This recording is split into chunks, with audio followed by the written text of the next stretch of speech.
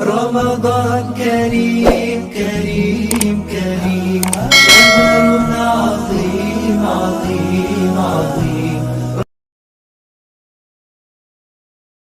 لا إله إلا الله، لا إله إلا الله، لا إله إلا الله، لا إله إلا الله، لا إله إلا الله، لا إله إلا الله، لا إله إلا الله، لا إله إلا الله، لا إله إلا الله،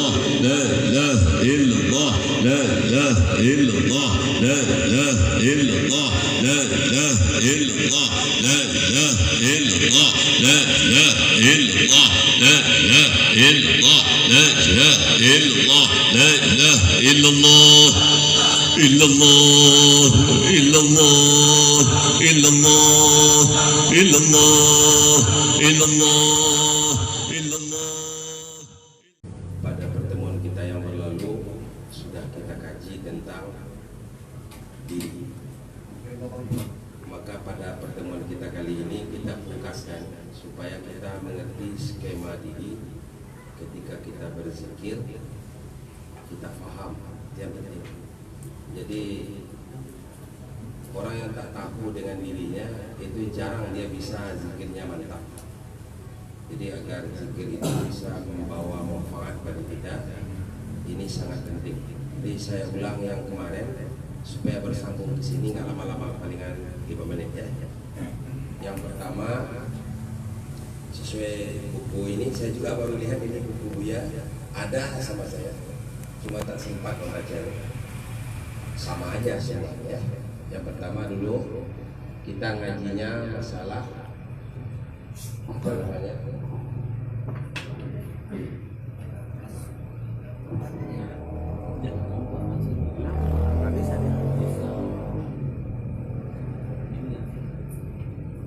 Al-insan, manusia. Jadi kalau kita ngaji tentang masalah manusia, kita harus tahu dulu manusia itu adalah kumpulan dari roh dan jisim. Kalau berpisah roh dengan jisim itu tidak manusia. Jadi kalau ada jisim saja, maka jisim itu disebut dengan mayat. Kalau ada roh saja, roh itu bukan disebut dengan manusia, tetapi roh manusia. Jadi baru disebut dengan al-insan apabila yang pertama ada jisim. Ini istilah buya-buya kita. Kalau istilah saya selalu menyebutnya dengan jasad. Nah, ini sama aja jisim jasad. Abuya kita mengistilahkan lainnya badan. Badan buya kita, abuya kita bilangnya badan. Sama ini Pak. Badan, jasad, jisim, sama itu. Ya enggak? Sebutannya 3, barangnya 1. Dalam bahasa lain ini bahasa lainnya tubuh kasar.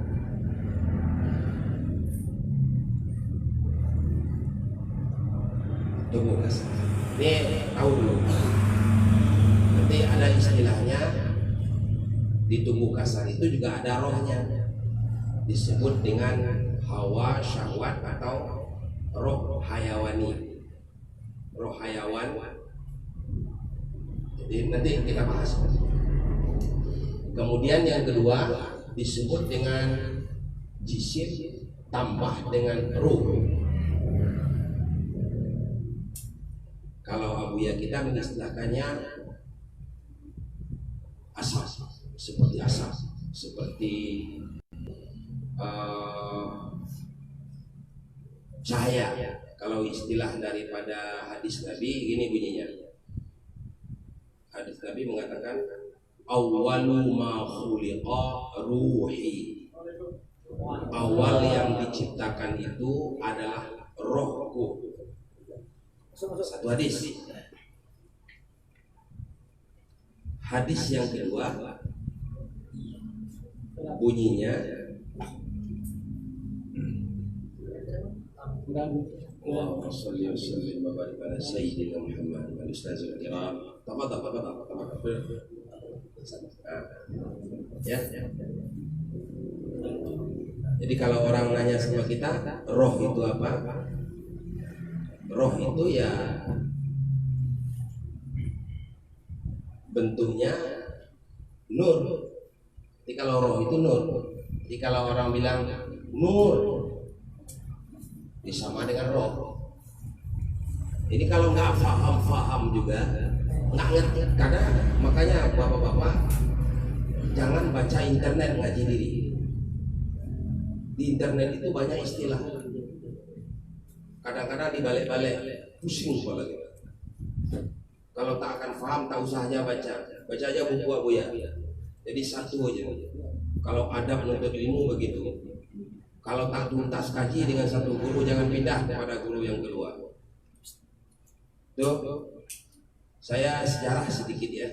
Saya dulu waktu kelas 6 di pesantren, masuklah saya belajar tarikat, namanya tarikat Syatari. Guru saya namanya Buya Haji Zamzami Yunus. Nah, Buya Haji Zamzami Yunus ini tarikatnya Syatari. Beliau murid juga dari Buya Labaisati. Beliau itu angkatan umurnya sama dengan Abuya kita, sama kelahiran ya duaan Abuya kita. Kalau Abuya Zamzami tahun 47, Abuya kita tahun berapa lahir? 47 juga. Hah? 47 juga, masih angkatan betul umurnya. Sama-sama belajar juga Abuya, tapi beliau tidak ngambil tariqah dengan Abuya Labaisati, tidak pula dengan Buya Mudawali, tapi dia ngambil tariqah dengan Buya Yahya namanya di Malalo, tariqahnya Syatari. Waktu saya tamat di kelas 7 di pesantren, saya ngajar. Saya bilang sama guru saya, Buya, boleh saya suluk Buya? Ya boleh. Kalau kamu mau suluk, datang kepada gurunya, biarlah tak begitu tinggi makrifatnya, tapi alim, sehingga kamu tidak dibawa kepada tauhid yang salah. Maka ditulislah guru saya itu surat, saya masih ingat. Sayang kesalahan saya tidak saya simpan surat itu ya, kepada saudara saya Haji Taharudin Labai Sultan di Malalo. Ini adalah anak saya, namanya Muhammad Bushro. Tempat ini dia membawa surat ini. Dengan ini saya serahkan kepada Abuya karena beliau mau belajar tarikat Naqsyabandi. Nah, Abuya tidak ijazah. Guru saya mengatakan, menyangka bahwa Abuya Taharudin ini dapat ijazah dari Buya Labaisati, tapi ternyata tak dapat ijazah dari Buya Labaisati. Maka beliau katakan, agar rabitah ilmu ini bagus, kamu belajarlah dengan Abuya yang dapat ijazah dari Buya kita, Buya Labaisati, yang sahabah dengan Buya kita, Buya Mudawali. Buya Labaisati ini ngajar di Pauh itu dulu. Makanya di dalam buku itu Abuya kita guru pertamanya Buya Labaisati gitu ya. Nah, itu. Jadi saya diserahkan lagi belajar dengan Buya Karimuddin. Saya suluk. Jadi kita tak boleh nambah guru, cari guru. Kalau udah disuruh boleh pergilah. Apalagi ngaji hakikat. Jadi bapak-bapak di sini udah ngaji hakikat dengan satu guru, belum tahu ujung pangkalnya udah pindah lagi. Dapat di ujung hilang di pangkal, dapat di pangkal hilang di ujung, akhirnya tak dapat apa-apa. Maka oleh karena itu tuntaskan, karena berbeda sistem. Saya mengalami secara pribadi. Setelah itu saya tak suluk-suluk, saya tak datang lagi ke Buya Labaisati, ke Buya Karimuddin. Saya tak datang lagi kurang lebih 10 tahun. 10 tahun saya belajarlah macam-macam ilmu. Ya maaf ya, belajarlah ilmu herbal, macam-macam lah. Pokoknya saya tak mau ingatnya lagi. Pokoknya ilmu yang tak sesuai lah dengan akidah. Ya sesuai pun harus dipertanyakan kesesuaiannya ya. Kemudian mau bikin pesantren tahun 2004. Kata salah seorang guru di Candung, namanya Abuya Aminizar Amir, tanya sama saya, kita mau bangun pesantren, bikinlah pengajian dulu. Yang mau bangun pesantren kan Buya, katanya sama saya. Jadi oleh karena itu bikinlah pengajian apa namanya nih, kayak kita ini nih ratib, bikin pengajian tawajuh, bikin pengajian tasawuf, tarikat, hakikat.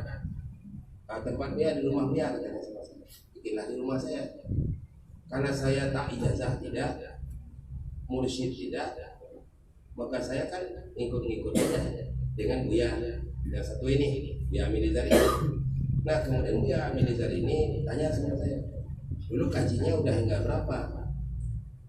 Jujur saya ceritakan, saya udah suluk dengan Buya Karimuddin, murid ijazah satu-satunya dari Buya kita Labesati. Oh begitu. Jadi beliau masih hidup, masih ya. Sekarang pergilah bersuluk dengan beliau. Saya carilah guru saya ini, disuruh bersuluk. Nggak boleh juga kita mentang-mentang ada murid kita, kamu jadi murid saya lah, nggak begitu, ada, nggak boleh. Jadi guru saya nyuruh saya suluk lagi. Saya carilah guru saya. Kebetulan beliau sedang di Jakarta. Saya telepon, katanya ngomonglah dengan dia Taharudin. Waktu saya mau diserahkan yang pertama, kata Buya Taharudin, bagaimana kata Engku Karim? Engku Karim bilang beliau di Jakarta dan tak mungkin suluk diadakan sekarang. Sementara saya pengen sekarang Buya. Ya kalau Busra pengen suluk sekarang, di Malalo tak ada suluk sekarang. Di Candung ada tuh, Aminizar namanya. Kata Buya saya, waktu saya hanya dapat khalifah dari beliau. Maka setelah beliau meninggal, saya pergilah suluk. Waktu saya suluk itu, saya suluk dengan Aminizar, Buya Aminizar. Nah, Buya Aminizar ini sama-sama dengan saya diizinkan untuk mengajarkan tarikat di suluk itu di Tanjung Batu Ampar. Nah, waktu itu saya disuruh untuk suluk, padahal di rumah beliau ini yang ngajar. Itulah hati para ulama itu sambung menyambung ya.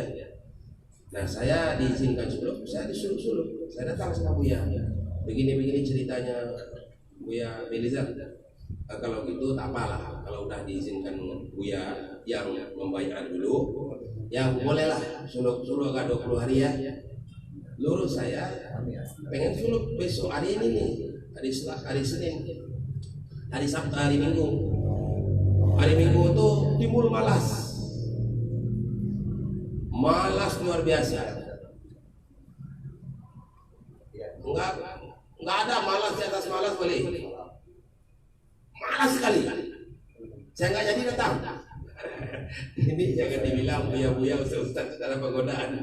Nggak jadi datang. Gua jadi datang dijemput sama Buya itu besok. Andai kan beliau tak jemput saya besoknya, saya nggak datang nih. Kan janji malam ini mau masuk halwat ini ya, masuk suluk.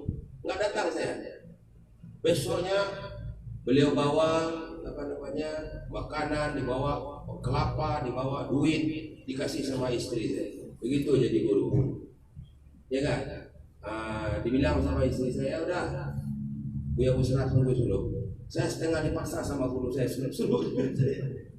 Aduh ya Allah. Janganlah dibilang suluk itu tak berat. Godanya banyak yang dibayangkan. Kadang kita kemana? Mau ke Jakarta. Ngapain Jakarta? Cari duit. Tak apa aja tinggalkan anak bini. Kalau udah suluk, tinggalkan anak bini ini tanggung jawab deh katanya. Gitu deh. Ya kan? Ini pengalaman saya. Pengalaman pribadi. Nah, musuh suluk udah 5 hari, 6 hari. Karena kita orang tahu kita ustaz, kita ngajar kelas 7 di Jandong, kocak kita, ulama tukang ceramah, ya. Orang-orang tak mau tawajuh kan di sana, khalifah-khalifahnya tak ada.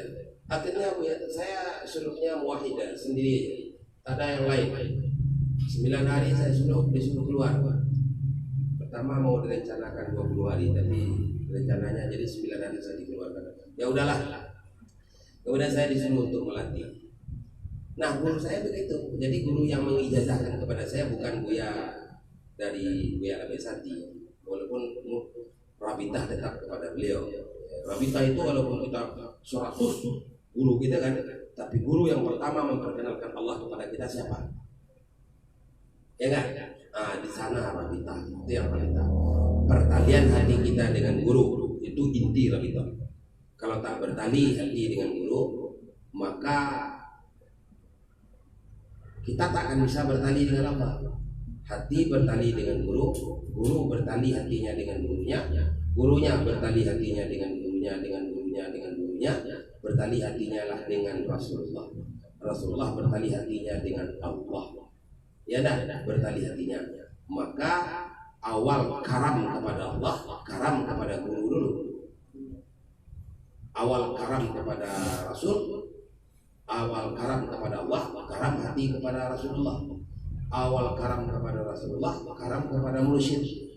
Jadi orang tak bisa karam, artinya tenggelam dia dengan keasikan. Makanya jaga adab dengan guru. Jangan disinggung hati guru, karena itu namanya salah. Itu juga ngaji diri. Ngaji diri ini banyaklah macam-macam. Kita buka YouTube lain lagi, kita buka di Google lain lagi, buka buku tarikat ini lain lagi, buku tarikat ini lain lagi. Akhirnya banyak guru itu bukan menguntungkan, merugikan. Saudara jangan harap-harapkan banyak guru itu akan menguntungkan kepada kita, malah meragukan. Ya kan? Di masjid ini umpamanya nih, di masjid A kita dengar syarahan guru, wirid selesai sholat sir. Begitu dalam kitab I'anatul Talibin, Fathul Qarib, Irsyadul Ibad dan macam-macam. Datang kita ke masjid lagi, Ustaz di sini bilang wirid selesai sholat itu dijahar. Mana lah yang benar? Di sini dengar kuat juga dalilnya, di sini dengar kuat juga dalilnya. Kuat sama kuat, mana yang saya ambil ya? Yang paling ringan untuk saya. Akhirnya mencari yang ringan-ringan aja gitu nih. Makanya tak baik memperbanyak guru, perbanyaklah ta'adub kepada guru. Kalaupun akan menambah guru, carilah guru yang sama kajinya, walaupun tak sama ilmu. Kama kajinya satu ayunan. Ya, jadi satu. Jadi kita tak repot, maksudnya seperti itu. Kalau dah nanti mau ketawati, mau mengamalkan kaji yang mana nih, kan gitu susah ya. Ini kita bahas. Jadi ruh itu sama dengan nur. Gabungan ruh dan nur inilah yang disebut dengan manusia. Jisim, jasad, badan, tubuh kasar sama itu. Ya enggak? Roh, nur sama itu. Ya enggak? Berbeda dengan wali kita, nur juga itu. Itu beda itu, nama itu. Ya, baik. Bahasa lainnya ini apa? Tubuh batin. Apa namanya? Tubuh yang tubuh batin. Tubuh batin. Batin itu apa ada? Zahiran wa batinan. Zahir dan batin. Tubuh luar, tubuh dalam. Ya, tubuh luar mana? Nih, tubuh dalamnya, tubuh batinnya. Ini tubuh kasar atau tubuh zahir. Kita istilahkan tubuh zahir biar Bapak gampang. Jadi tubuh zahir, tubuh batin. Tubuh zahir, tubuh kasar sama itu. Tubuh batin, roh sama itu. Nah, kalau kita lihat begini manusia, kata Nabi bahwa pada diri manusia itu ada yang disebut dengan segumpal daging. Kita lihat dulu. Apabila baik daging itu, iza saluhat, saluhal jasadu kulluh. Iza fasadat, fasadal jasadu kulluh. Apabila baik daging yang segumpal itu sehat, saluhat sehat baik, maka baiklah seluruh tubuh. Apabila tak baik, tak baiklah seluruh tubuh. Ala wahyal qalbu. Ketahuilah daging yang setumpuk itu namanya adalah al-qalbu. Apa namanya Pak? Al-qalbu. Jangan dibaca kalbu. Kalau kalbu pakai kaf, oh. Iya betul bacanya begitu Ustaz ya. Nih, saya salah pula ngajar tajwid tadi. Kalau o itu hati nih. Kalau kalbu pakai kaf itu apa artinya? Sian. Itu aja. Sian itu aja lah namanya. Enggak usah nyebut aja malas lah ya. Nah, kalbu ala wahyal qalb itu adalah kalbu. Ada yang dari. Kalau baik coba belahlah jantung. Cari orang paling jahat di dunia ini, belah, dibuka dadanya, lihat jantung.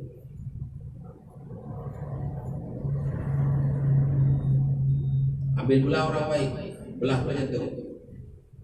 Sama aja Pak. Coba tes sama saya. Orang kerjanya zina tiap hari, mabuk tiap hari. Ya enggak? Lihat jantung. Sama aja jantungnya dengan jantung orang. Sama-sama baik. Menandakan kalbu itu ada dua bentuk. Ada disebut dengan kalbunya roh, ada disebut dengan kalbunya jasad. Ya. Jadi kalau bahasa Arab kalbu jantung artinya. Apa artinya? Jantung.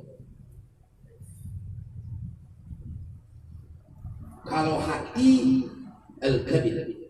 Ya begitu saja. Maaf. Kalau hati al-kabid. Kalau jantung bahasa Arabnya qalbu. Apa? Ada qalbu roh, ada qalbu jasad. Qalbu roh disebut dengan jantung atau disebut juga dengan hati sanubari, hati yang seperti sanubari. Buah sanur seperti ini bentuknya. Ya enggak? Hatinya, kalbunya roh sering disebut dengan hati nurani. Apa namanya ini? Nurani. Di mana letaknya hati nurani? Ya di hati sanubari. Di mana letaknya hati sanubari? Ya di hati nurani itu. Iya kan? Jadi kalau guru kita nyuruh kita untuk zikir, namanya lingkaran kecil, lingkaran besar, diberi pisau, para mau makan. Ini bikin gambar dulu Pak ya. Ya. Ada di sini dada kita sebelah kiri ya. Di dada kita sebelah kiri. Dada kita sebelah kiri sini. Ada jantung, jadi jantung itu dada sebelah kiri. Kalau dada sebelah kanan itu al-kabid, hati. Kalau di sini jantung. Nah, yang dimaksud dengan hati, yang dimaksud dengan kalbu itu jantung, bukan hati dalam bahasa kedokteran. Ya Pak ya. Hati dalam bahasa kedokteran bahasa Arabnya bukan kalbu, tapi al-kabidah. Apa? Hati. Yang dimaksud dengan hati sanubari itu yang ada di dada sebelah kiri. Ya bisa paham Pak? Nah, di hati sanubari inilah hati nurani. Di hati sanubari itulah hati nurani. Jadi hati nurani itu sumbernya di hati sanubari. Karena hati nurani itu adalah adanya sumber dari segala sumber di sini. Ya.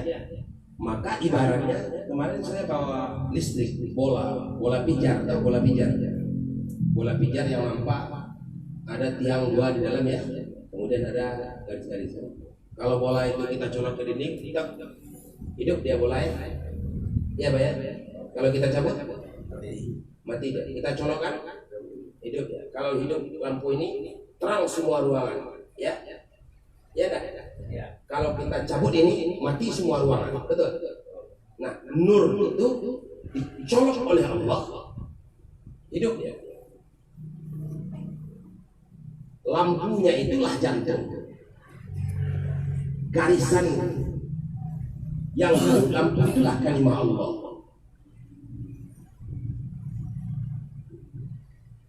Hati nurani itu adalah tempat roh membusar, nur menyebar, hati orang gelap, nurnya terkungkung, tak bisa dihindari. Hati orang busuk, hati di dalam itu busuk, berbau, menyebar keluar. Akibatnya perbuatan tangannya busuk, perbuatan kakinya busuk, perbuatan matanya busuk, perbuatan telinganya busuk, apalagi ngomongannya busuk banget. Kalau dia udah ngomong busuk sampai seluruh kampung. Ada orang begitu? Banyak, ya enggak? Kakinya itu gampang aja ke tempat maksiat. Tapi kalau datang ke Ratib Sanibia gimana? Waduh, porak banget gitu. Kenapa? Artinya ini. Jadi ibaratnya bola seperti itu. Saya pinjam satu. Ya ini. Aduh, kita lupa tadi mau. Biasanya saya bawa itu contoh selalu untuk mengajar ada itu. Mudah-mudahan kena di bawah umum. Aduh, mau tidak di bawah. Ya. Jadi kalau itu dicabut oleh Allah, listriknya, nurnya, kepunyaan Allah itu cabut oleh Allah. Mati ini lampu. Mati lampu tak bisa menerangi semuanya. Makanya orang mati itu tak ada cahayanya. Carilah orang mati kalau bisa bercahaya seperti kita ini wajahnya. Bapak-bapak semuanya bercahaya karena ada lampu. Nah, yang dibersihkan itu yang ini nih. Bisa paham Pak? Nah, secara jasmani dia punya katup jantung.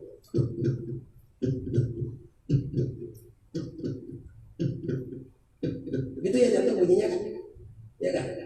Allah, Allah, Allah, Allah, Allah, Allah, Allah, Allah, Allah, Allah, Allah. Makanya kita zikir itu di qalbu.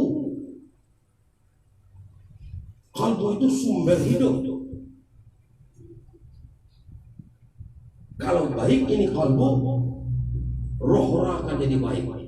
Kalau rohnya akan jadi baik, cahayanya akan mulus terang. Tapi bola yang sudah dikasih bintik-bintik hitam, apa akibatnya? Enggak nampak. Innan nas idza aznaba dzamban fawqa fi qalbihi nuqtatun. Manusia apabila melakukan dosa, maka yang terjadi adalah Allah taruh ke hatinya bintik satu. Besok bikin lagi satu, bintik satu. Besok bikin satu lagi. Besok bikin begitu terus. Akhirnya cahayanya gelap. Kalau cahayanya gelap, khatamallahu ala qulubihim. Allah tutup hatinya dengan sebab banyak dosanya. Allah tutup hatinya dengan sebab banyak. Nah, bagaimana cara membersihkan? Gampang. Nanti kita pelajari. Ya. Kata Nabi, siapa yang membaca dan yakin bahwa la ilaha illallah, bahwa tak ada Tuhan selain Allah, masuk surga. Inzana wa insarika, sekalipun dia seorang pezina, sekalipun dia seorang pemaling. Ya Rasulullah, inzana wa insarika, inzana wa insarika. Ya Rasulullah, inzana insarika, inzana insarika. 3 kali Rasul mengatakan begitu. Siapa yang sudah mengatakan la ilaha illallah, istiqamah sampai mati, pasti masuk surga. Sekalipun dia pezina, sekalipun dia maling. Ya Rasulullah, sekalipun pezina, sekalipun maling. Ya, sekalipun maling. Sekalipun pezina, sekalipun maling. Ya, sekalipun pezina, sekalipun maling, sekalipun rampok, sekalipun membunuh orang, apapun dosanya, kalau dia sudah mengucapkan la ilaha illallah, yakin sampai mati, masuk surga. Ya Rasulullah, bukankah surga itu tempatnya suci? Iya. Orang yang tak suci tak akan bisa masuk surga. Iya. Makanya orang di dalam akhirat nanti dicuci dulu, dibersihkan dulu dalam neraka, nanti baru masuk surga. Diucap-ucap dulu Pak dalam neraka. Karena banyak dosa kita Pak ya. Sama juga dengan kain ini. Kalau udah 60 tahun kita tak cuci ini, gimana kira-kira keraknya nih Pak? Gimana keraknya kira-kira? Masuk ke dalam air, pakai rinso, pakai deterjen. Nggak cukup dengan rinso, pakai daya, pakai sunlight, pakai apa lagi pembersih paling bersih. Sebut semuanya. Udah itu kalau di kampung dipukul-pukul kelapa hitam. Dipukul-pukul lagi. Itulah nanti orang di akhirat. Siapa yang belum bersih akan masuk surga juga, tapi diucek-ucek dulu dalam neraka. Sampai tanggal-tanggal tulangnya, patah-patah tulangnya, luluh lantak dagingnya, rontok seluruh rambutnya, hangus seluruh tulangnya, dibentuk lagi yang baru sampai bersih, baru dimasukkan ke dalam surga. Begitu ya. Nah, makanya kita pilihannya cuma dua. Apa pilihan kita? Mau kita bersih, Allah bersihkan nanti di akhirat saja kita ini dari dosa, atau kita yang sekarang bersihkan? Itu kita pilih. Kalau kita mau bersihkan hati kita sekarang, caranya apa? Yang pertama, istighfar. Bunyinya kalimatnya astaghfirullahalazim. Nah, ngomong baca astagfirullahalazim, atau dalam bahasa lainnya bertaubat. Itu yang pertama. Wah Rasulullah, dosa kami ini udah banyak banget. Mana yang besar dosa kita dengan Gunung Merapi, tambah Gunung Singgalang, tambah Gunung Bromo, tambah Gunung Merapi yang ada di Jawa Tengah, Jogja. Ya, mana besar dosa kita dengan bumi dan langit? Kata Allah, ampunan Allah meliputi langit dan bumi. Tak ada dosa yang besar di sisi Allah. Yang ada adalah orang yang tak mau beristighfar kepada. Cukupkah dia bertaubat? Tidak. Artinya taubat itu diibaratkan sama dengan air dalam mencuci. Mencuci kain. Udah 8 tahun dipakai, 10 tahun dipakai, udah 20 tahun dipakai, udah berkarat-karat ini hatinya. Sehingga kita salah-salah dalam bertindak. Kadang yang halal kita haramkan, yang haram kita halalkan. Bagaimana membersihkannya? Tak cukup dengan air. Kita ambil air, kita kucek-kucek ini, bakal takkan bersih sampai kapanpun. Karena ada noda minyak dalam. Perlu deterjen, betul? Perlu sabun. Kalau mencuci itu pakai air, pakai sabun. Sabun itu apa? Allah.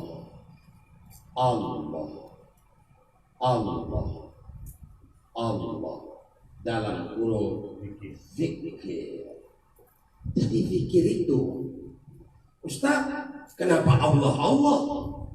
Bukankah orang yang mati itu dalam kalimat la ilaha illallah yang akan masuk surga? Kok Allah? Kan gitu lagi dah. Bapak Ibu, baca ini. La ilaha illallah. Apa artinya?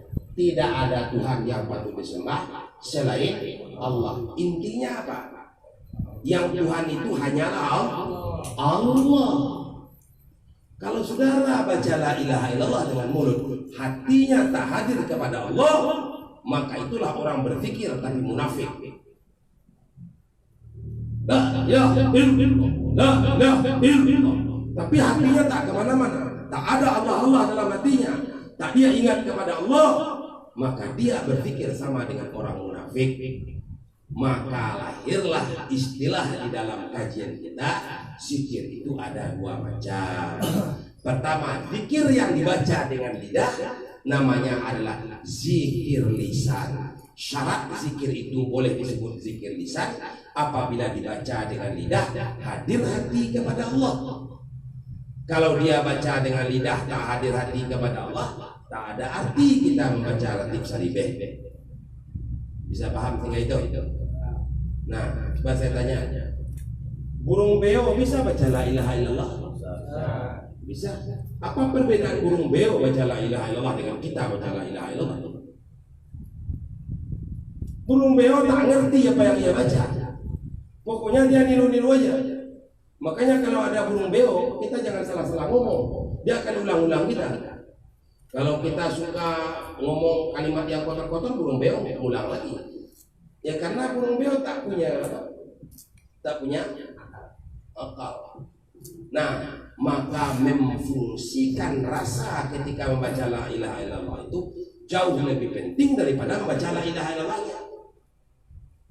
Makanya dalam tariqah kita zikir pertama itu adalah Allah, Allah, Allah, Allah. Kapan? Seiring dengan denyut jantung. Klep jantung kita talinya ada berapa ini? Kalau nggak salah saya 4. 2 punya Adam, 2 punya Allah, gitu tuh gajinya. Nantilah kita baca. Nah, kalau tali listrik berapa? 2, satu positif, satu negatif. Kalau saya bikin gambar ini, saya nggak pandai juga bikin gambar itu, gitu. Kan ada seperti itu gambarnya. Ada bola. Kemudian ini ada listriknya, ada kabelnya sini. Kabel listriknya berapa nih? Kemudian dicolok ke dinding, ada stop kontaknya, ada di sini ada dia tiangnya, gitu ya, begitu kira-kira Pak ya. Nah, orang berpikir la ilaha illallah, tak ada Allah hadir di hatinya, maka tak dapat dia kesimpulan dari la ilaha illallah. Maka yang lebih afdol, kalau ada orang baca la ilaha illallah, imam yang pertama yang lebih afdal tidak kita iringi, itu yang lebih afdal. Afdalu dzikri fa'lam annahu, kata imam ya, la ilaha illallah. Semakin mantapkan di dalam hati, Allah, Allah, Allah, Allah, Allah, Allah, Allah, Allah, Allah. Maka jawabnya kalau la ilaha illallah pertama kata imam, kita jawab hayyun ma'bud. Apa? Hayyun ma'bud. Apa bunyinya? Hayyun ma'bud. Hayyun itu apa? Hidup. Ma'bud Yang disembah. jadi dibaca oleh imam, la ilaha illallah, tak ada Tuhan selain Allah. Hati kita betul-betul mantap kepada Allah, Allah yang hidup, Allah yang disembah dengan cara. Paham? Nyambung enggak? Baca lagi imam, la ilaha illallah. Ini versi Naqsyabandi aja saya baca ya. Karena banyak juga di dalam buku perukunan bukan seperti yang kita baca. Hayyun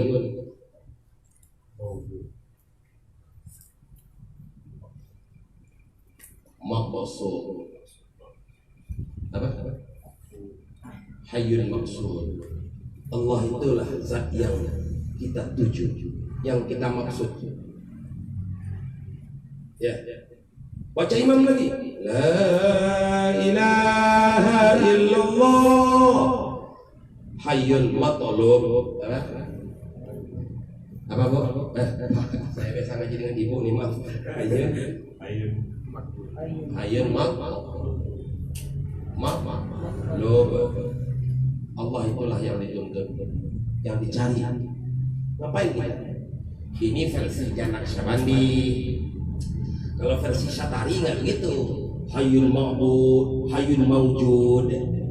Kalau versinya tarikat Qadiriyah nggak begitu.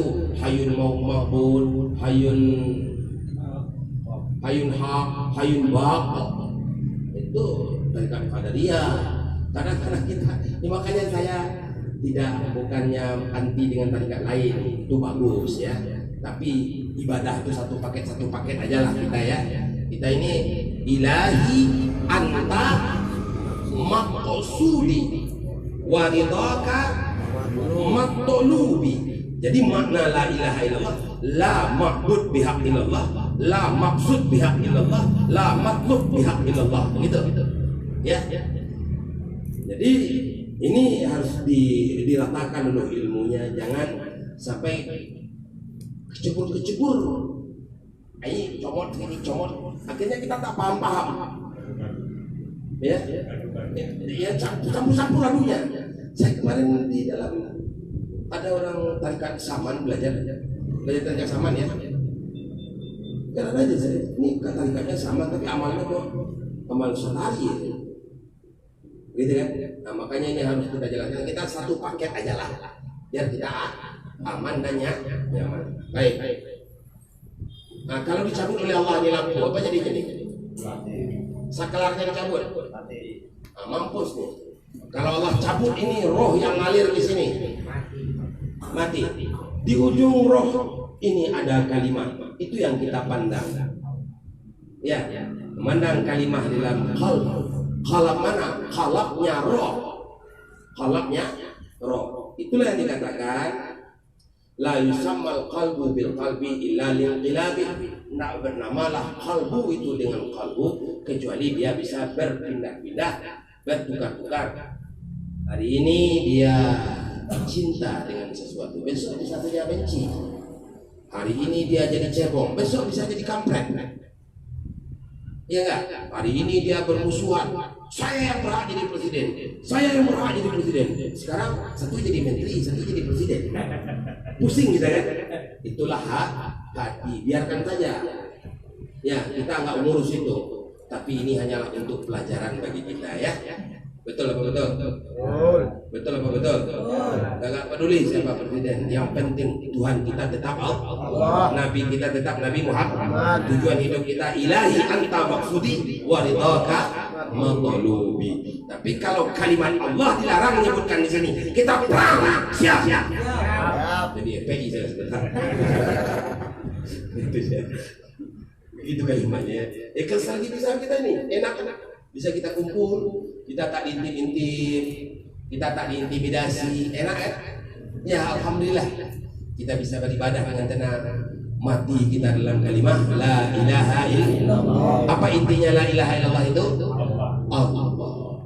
Di mana kita baca Allah itu? Di hati. Apa yang membaca?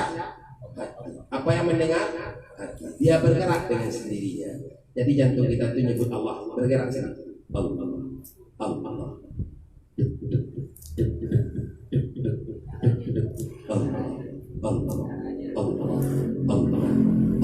Gitu. Ya. Baik. Ini harus kita clearkan dulu. Ini baru disebut dengan ngajinya seperti ini. Kalau tak pakai sabun, tak mau bersih-bersih, Pak. Baca aja lah istighfar itu banyak-banyak. Hati akan tetap gersang. Hati itu rasa tak enak. Nggak ada enak. Buya, iya, saya berdosa. Iya, saya sudah istighfar. Sudah bertobat. Sudah. Kenapa masih gersang hati saya? Lu cuma bersihkan hati pakai air tanpa pakai sabun. Pakai sabun, ucap-ucap la ilaha illallah, la ilaha illallah, la ilaha illallah, la ilaha illallah. Hantamkan kalimat Allah itu ke dalam hati sanubari kita sehingga terpercak cahaya itu di hati nurani kita. Makanya siapa yang tidak ngerti sari rugi. Understand? Bukan kita karena ini kaji kita, tapi memang begitu loh kenyataannya. Jangan Pak ya. Makanya jangan libur. Gimana? Kecuali kalau ada unsur syar'i. Kalau unsur syar'i itu tak dapat bagi kita kan. Anak sakit, istri sakit, itu kan beda ya. Atau ada tugas yang tak bisa kita tinggalkan, itu beda. Ya. Jangan pula nanti Buya ini saat ini keras betul peraturan Buya Bah, enggak begitu ya, enggak begitu. Kita datang Jumat aja boleh kalau hari hujan. Tak datang kita Jumat, kalau hari hujan boleh datang. Boleh izin Jumat. Boleh, hari hujan. Jadi mana mau datang? Ulama tak boleh datang pergi Jumat kalau biasa bajunya digosok, digosok apa namanya? Setrika itu. Kebetulan tak ada bajunya setrika. Kalau dia keluar pakai baju apa namanya kusut-kusut, boleh nggak ulama seperti itu berangkat ke masjid? Tak boleh. Runtuh harga diri ulama, runtuh harga diri ulama, runtuh harga diri umat Islam, runtuh harga diri. Artinya kita merusak agama. Boleh kita tak datang Jumat. Jadi kalau saya tak datang Jumat, artinya baju saya tak digosok ya, jangan marah ya. Contoh. Tapi tak ada pula alasan bagi kita itu sekarang kan. Dulu mah orang gosok baju pakai tempurung. Ya enggak? Sekarang kau suka ya. Selesai ya. Ada pula yang paling canggih sekarang. 1.800.000 harganya. Taruh aja di dinding kain. Daftar aja saya ya. Udah dibeli. Siapa yang belum beli? Ini masih promo nih soalnya. Gitu lah ya. Nah, baik. Ini yang penting. Jadi ini dulu. Pahami yang ini dulu. Tak perlulah kaji tambah-tambah dulu. Ya, banyak sebetulnya kaji. Umpama panjang lagi Pak. Kalau ini dibahas lagi panjang. Umpama, ya, apa itu sir? Apa itu khafi? Ada kalau orang itu qalbu, sudah itu ada ruh, ada khafi, ada akhfa, ada apa ya? Qalab, ada ruh, ada sir, ada khafi, ada akhfa, ada nafsu natiqah. Nanti aja itu. Suluk aja dapat itu. Ya, usahakan suluk akan mengerti setelah menempuh. Ya, yang sekarang itu aja dulu. Bukan hingga ini gajinya. Jangan katakan hingga ini gajinya, itu salah itu. Ini aja dulu. Udah mantap ini. Tak pernah libur kita ratib. Tak pernah kita menghentikan zikrul qalb. Dari rambut yang selembar sampai darah yang setetes, Allah semata-mata melimpah kalimat Allah dalam hati itu, mengalir kepada seluruh tulang, mengalir kepada seluruh daging, mengalir kepada seluruh bulu, mengalir kepada seluruh darah yang di tubuh kita ini, dari darah yang setetes sampai rambut yang sehelai. Allah semata-mata mati dalam kalimat itu, matinya mati husnul khotimah, enggak direndam lagi dalam neraka nanti, enggak diucek-ucek lagi itu. Insya Allah, amin. Martabat ihsan, naikkan kami dengan dunia, masukkan kami ke dalam surga. Apa tadi? Khususkan kami mendapat sukses dalam surga. Apa tadi? Mendapat sukses dalam surga. Mendapat surga. Mendapat sukses dalam surga. Mendapat sukses dalam surga. Kan itu yang penting kita ya. Ya udah sukses dalam surga. Kalau sukses kita, yang pertama istighfar, yang kedua zikir. Kalau kita tak zikir, tidak istighfar, tidak, bikin dosa aja tiap hari, makan payah itu. Hari ini aja berapa dosa kita? Saya di rumah aja tadi, tapi dosa juga.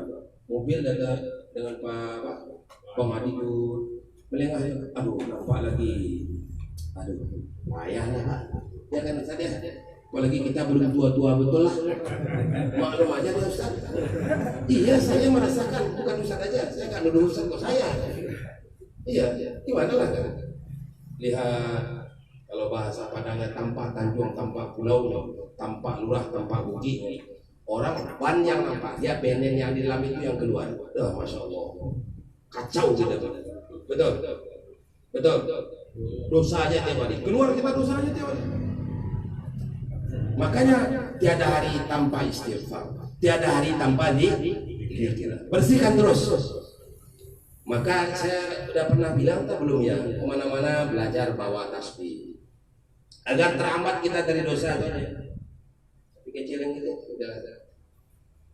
Kalau kita kemana-mana bawa tasbih, enggan juga kita bikin dosa. Tangan kita ini gerak-gerak aja nyebut. Ini kalau gini satu kali Allahnya di dalam, 2 kali, 3 kali. Walaupun belum bisa terang, tapi ingat makna daripada Allah itu adalah Allah itu adalah zat yang pasti ada, yang tak serupa dengan apapun, yang tak bisa dikhayal-khayalkan dibentuk. Karena Allah itu tak berupa, tak bertampan. Ya Pak ya?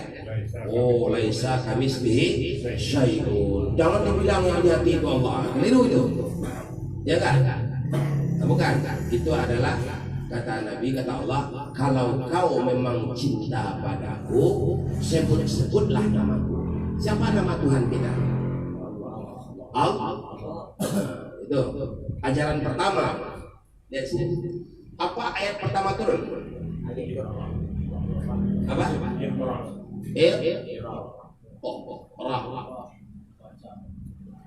Apa artinya ini? Bacalah. Terus.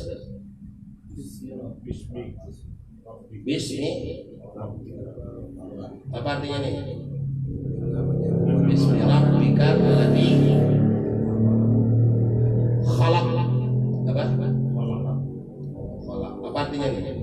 bacalah olehmu Dengan menyebut nama Tuhan.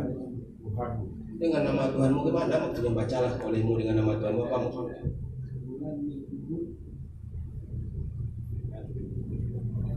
Apa?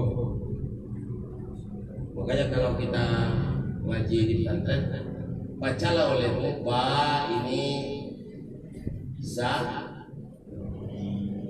tidak banyak za tidak faedahnya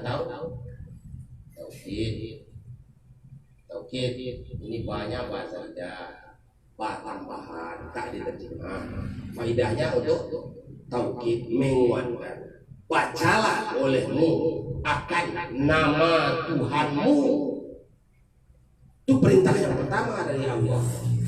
Coba, siapa nama Tuhanmu? Allah. Bacalah. Allah. Baca. Allah. Allah. Allah. Allah. Allah. Allah. Itu aja. Ringkas-ringkas saja kita manakan. Bacalah olehmu akan nama Tuhanmu. Itu perintah pertama. Orang kan kemana-mana aja tafsirnya ini. Bacalah dengan menyebut nama Tuhanmu. Apa yang akan dibaca? Apa maksudnya itu? Bacalah olehmu dengan menyebut nama Tuhanmu. Apa yang akan dibaca? Nggak ngerti kita kalimat itu tuh. Ya nggak? Ngerti Pak? Bacalah olehmu akan nama Tuhanmu. Ngerti nggak maksudnya apa? Saya nggak ngerti saya. Entahlah Bapak ngerti nggak tahu. Bacalah olehmu dengan nama Tuhanmu. Itulah itu maksudnya. Seperti kalimat tak bermakna ya. Tapi bacalah olehmu akan nama Tuhanmu. Bacalah nama Tuhanmu. Ya, kita bacalah. Kan kita disuruh oleh Allah membaca nama Tuhan. Siapa nama Tuhan kita? Allah. Allah. Baca. Baca dalam hati. Dalil membaca itu ada dua. Baca dengan lidah. Ini dalilnya. Baca dengan hati. Ini juga dalilnya. Karena dengan kalimat baca ada dua. Hati dan lidah. Yang kedua ada hadis dari Nabi Muhammad. Dulani ya Rasulullah, ya Rasulullah, tunjukkan kepada aku ala zikrillah, untuk ingat kepada Allah. Kata Nabi, kan sudah aku ajarkan sama orang baca la ilaha illallah, kata Nabi. Enggak, aku ingin yang spesial. Oh kalau gitu dekat-dekat kamu. Iya. Sekarang ghamid ainek. Coba kamu meremkan matanya, pejamkan matanya. Pejamkan Sayyidina Ali matanya. Wa al-syik syafatai, rapatkan bibirmu, rapatkan Ali. Wa ali lisana, tongkatkan lidahmu ke langit-langit. Wa qul Allah, baca oleh kamu Allah. Itu gimana bacanya? Berarti membaca itu dengan hati. Itu caranya zikir. Bisa paham? Nah, oleh karena itu, mulazamah zikir itu akan membawa kepada ketenangan batin. Kalau orang tak mulazamah zikir, dia tak akan membawa ketenangan batin. Sama juga dengan bawa motor, bawa mobil. Saya sebetulnya bisa bawa mobil, Wali. Bisa. Karena saya ada mobil dulu, walaupun pinjam-pinjam. Mobil bisa. Tapi udah rasanya udah 2 tahun saya tidak pernah bawa mobil. Saya pinjam mobil Wali, saya bawa. Kira-kira pas nggak? Oh, mutar kanan, mutar. Ini setirnya salah aja. Ini disangka rem, ternyata gas. Kita mau merem, gas yang ditancap. Apa akibatnya? Ketabrak orang. Kenapa? Karena tidak dibiasakan lagi membawa mobil. Kan begitu dah. Makanya orang yang meninggalkan zikir artinya dia meninggalkan untuk tetap tenang batinnya kepada Allah dan membiarkan dirinya selalu berdaki dan kotor, karena manusia ini sumber kekotoran banyak dalam diri kita yang menimbulkan kita ini banyak dosa, terlalu banyak sekali dalam diri kita. Ini kira-kira dulu saya cukupkan sehingga ini ngajinya yang bisa mudah dicerna. Tak usahlah ditambah-tambah yang lain-lain dulu, musing-musingan kepala bapak-bapak dah. Ya enggak? Musing dah. Itu aja dah. Itu udah gampang itu mah. Udah, yang gampang-gampang aja dulu. Nanti kalau ingin nambah ngaji, ini zikir qalb. Udah cukup. Nanti sifat Islam saya ajarkan. seperti gelas. Pinjam saya air ini 5. Air yang datar itu 5. Gitu. Mau 7, mau 10 lah ya. Mudah kita zikir di sini. Allah, 5.500 berapa kata guru? Udah penuh ini, ngalir aja di sini. Ya, udah penuh di sini, ngalir aja di sini. Udah penuh sini, ngalir aja di sini. Udah penuh sini, ngalir aja di sini. Nah, ngalir aja dulu tuh. Jadi ada ilmu itu diamalkan dulu baru paham. Ya. Data paham, terangkan betul takkan paham. Untuk apa menerangkan sesuatu yang takkan paham orang tak ada rasa? Ya, saya insya Allah bisa menerangkannya. Tapi saya tak yakin rasa itu tak dapat dibeli. Hanya rasa itu dapat diperoleh oleh orang yang mau mencoba rasa itu. Orang yang tak mau mencoba rasa itu tak akan dapat rasa. Ini adalah kue. Ini gimana rasanya? Ini manis, enak, nggak pernah dicoba, mana tahu lah. Coba, tahu. Oh, ini manisnya. Coba, jeruk manis kan? Manis. Apa yang manis? Manis juga. Kalau kopi nih manis. Kopi gula manis. Ya manis. Tebu manis. Manis juga. Beda-beda manis. Beda. Siapa yang bisa membedakan? Orang yang pernah mencoba. Malam yazuk lam yadri. Orang yang tak pernah merasa takkan pernah tahu bagaimana hakikatnya. Untuk apa kita memberitahunya kalau rasanya tak ada? Makanya cukup tinggal itu aja untuk mukadimah kita yang awal-awal ya. Termasuk saya ini tadi ini. Nah, itu aja dulu. Kita mantapkan pikir inti dari la ilaha illallah. Ratib yang kita baca itu adalah Allah.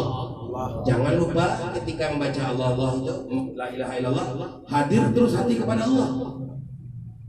Kalau tak hadir hati kepada Allah, sia-sia kita membaca la ilaha illallah. Mantapkan hati.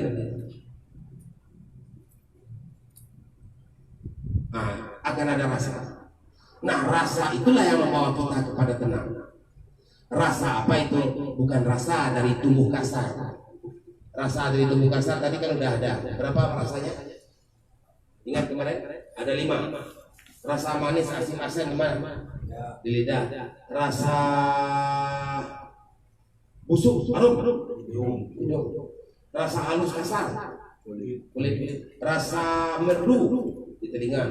Rasa apa lagi? Rasa cantik, jelek. Mata. Di mata. Berapa rasanya semuanya? 5. Ada 5. Ini rasa tubuh kasar. Ya enggak?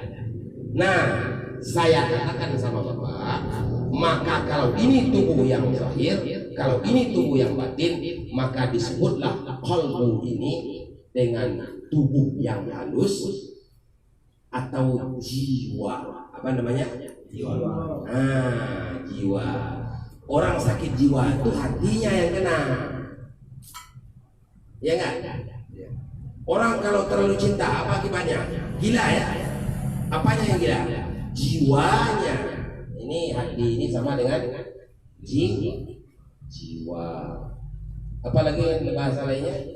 Ada jiwa, ada tubuh halus. Apa namanya? Tubuh halus. Atau disebut latif. Apa namanya? Latif, tubuh halus. Latifah. Apa? Makanya latifah qalbiyah. Nah, gitu kan? Bisa Pak? Latifah qalbiyah, latifah tubuh halus, jiwa. Kalau orang sakit jiwa nggak bisa bedakan yang baik dengan yang buruk ya. Nah, makanya ada ya hubungan jasmani dengan rohani ada. Coba tes.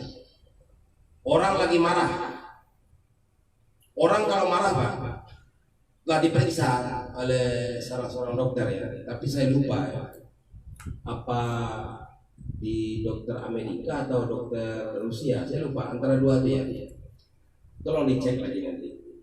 Orang marah itu itu akan mengakibatkan otak kepala tempurung kepalanya ini mengecil. Maka diperiksa. Monyet itu, tahu monyet? Otak monyet itu kecil. Padahal wajah-wajah monyet itu mirip-mirip kita juga kan? Iya kan?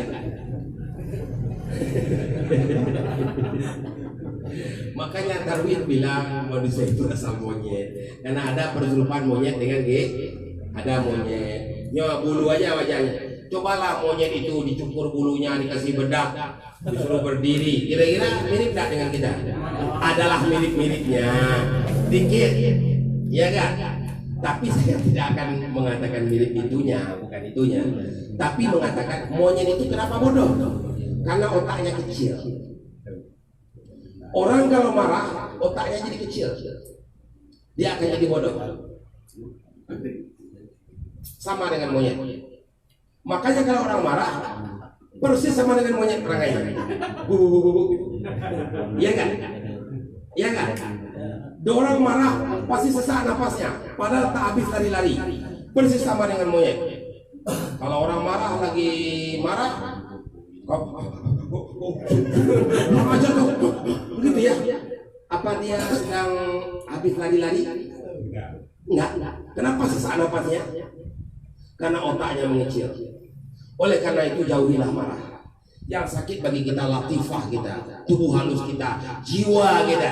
Kalau jiwa tak benar, kalbu tak betul, bersihkan kalbu, bersihkanlah latifah atau tubuh halus kita. Itu kira-kira ya. Ini nyambung kan nih? Nah, oke. Baik. Sementara sesi pertama kita cukupkan ini dulu karena ada